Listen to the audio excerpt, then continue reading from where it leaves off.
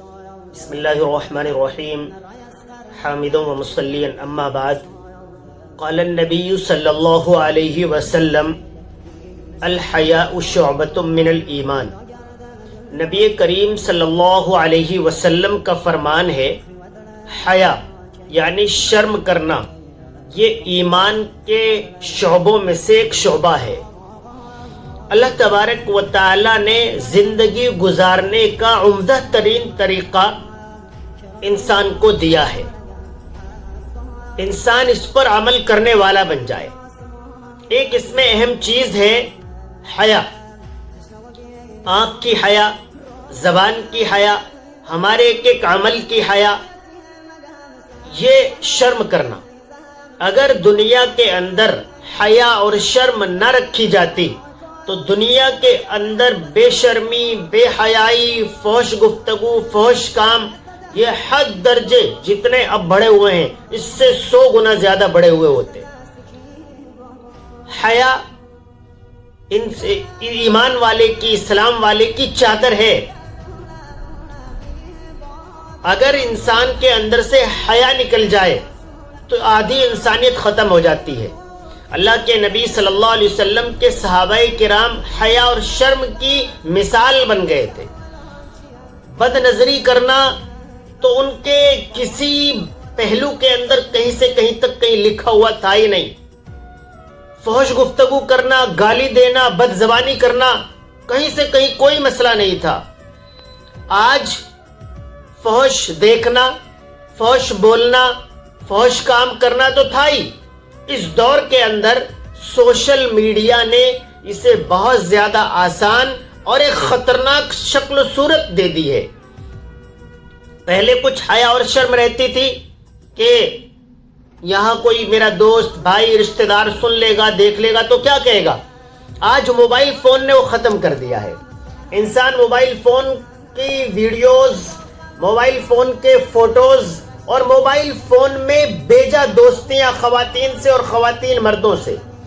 حیا اور شرم یہ مرد عورت دونوں کے لیے برابر ہے۔ حضرت عثمان غنی رضی اللہ تعالی عنہ کی حیا مشہور ہے، تو صرف خواتین کے لیے نہیں بلکہ مردوں کے لیے بھی لازم ہے۔ اور لکھا ہے کہ شرم و حیا خواتین کے اندر تو کچھ نہ کچھ ہوتی ہے، مردوں میں ان سے کم ہوتی ہے۔ تو اللہ تبارک و تعالی نے قرآن و حدیث کے ذریعے پاکیزہ زندگی گزارنے کا حکم فرمایا ہے۔ پاکیزہ زندگی کیا ہے کہ آپ کو اللہ تبارک و تعالی نے جو جائز چیزیں عطا فرمائی ہیں، جو نکاح کے ذریعے آپ کے لیے جائز قرار دیا ہے، آپ اس کو اپنائیے۔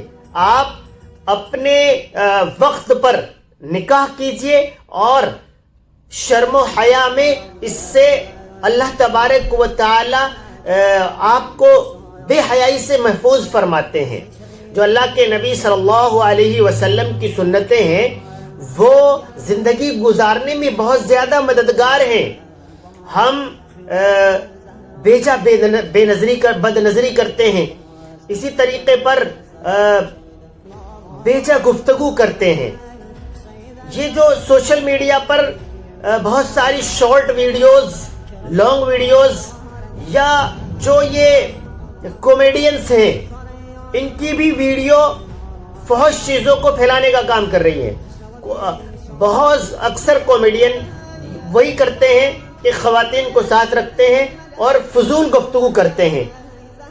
آدمی سمجھتا ہے کہ یہ تو میں کوئی گندی فلم نہیں دیکھ رہا ہوں، یہ تو کامیڈی ہے، مسخرہ ہے، مذاق ہے، اسے دیکھنے میں کیا حرج ہے۔ نہیں، وہ بھی فحش چیزوں کو پھیلانے کا کام کر رہا ہے۔ آپ کا موبائل فون آپ کے حیا، آپ کی شرم اور آپ کی بے حیائی اور بے شرمی دونوں کو ثابت کرتا ہے۔ فلمی گانوں کو سننا، فلمیں دیکھنا، یہ فلمیں اور یہ گانے یہ بے حیائی کو پروموٹ کر رہی ہیں، یہ بے شرمی میں بہت زیادہ اضافہ کر رہی ہیں۔ ان سے پرہیز کیجئے۔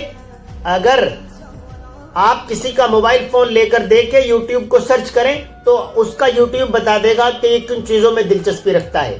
آپ کسی کی فیس بک چلا کر دیکھیں، اس کی فیس بک کی شارٹ ویڈیوز بتا دیں گی کہ کس چیز میں دلچسپی رکھتا ہے۔ آپ کسی کا انسٹاگرام چلا کر دیکھیں گے، اس کا انسٹاگرام اس بات کی گواہی دے رہا ہوگا کہ یہ کن چیزوں میں دلچسپی رکھتا ہے، علماء کے بیانات سنتا ہے یا فضول ویڈیوز دیکھتا ہے، فحش ویڈیو دیکھتا ہے، گانے سنتا ہے یا کامیڈی کا یہ چاہنے والا ہے، موبائل فون بتا دے گا۔ تو ہم آپ سے دست بستہ اپیل کرتے ہیں کہ اس میں روز بروز کمی لائیے، اسے چھوڑیے۔ خصوصی طور پر موبائل فون کے استعمال کو صحیح کیجئے، جب آپ بازاروں سے گزریں تو نظروں کا استعمال صحیح کیجئے، اور اس سے زیادہ جو فحش حرکتیں ہو سکتی ہیں ان سے اپنے آپ کو بچائیے، اپنے اعمال کو، اپنے افعال کو، اپنے کردار کو مضبوط سے مضبوط ترین بنائیے، معاشرے کے اندر آپ کا صحیح پیغام جائے۔ یہ یاد رکھیں کہ جس کا کردار بہت اچھا ہوتا ہے اس کو سکون اور اطمینان بہت زیادہ حاصل ہوتا ہے، جس کا کردار گندا ہوتا ہے وہ ہر وقت پریشانی میں اور ذہنی تناؤ میں رہتا ہے کہ کہیں میری وہ بات پکڑی نہ جائے، کہیں میری وہ شکایت نہ ہو جائے، کہیں وہ فلاں آدمی میری پول نہ کھول دے۔ تو اللہ تبارک و تعالی ہم سب کو عمل کرنے کی توفیق عطا فرمائے۔ وآخر دعوانا الحمدللہ رب العالمین۔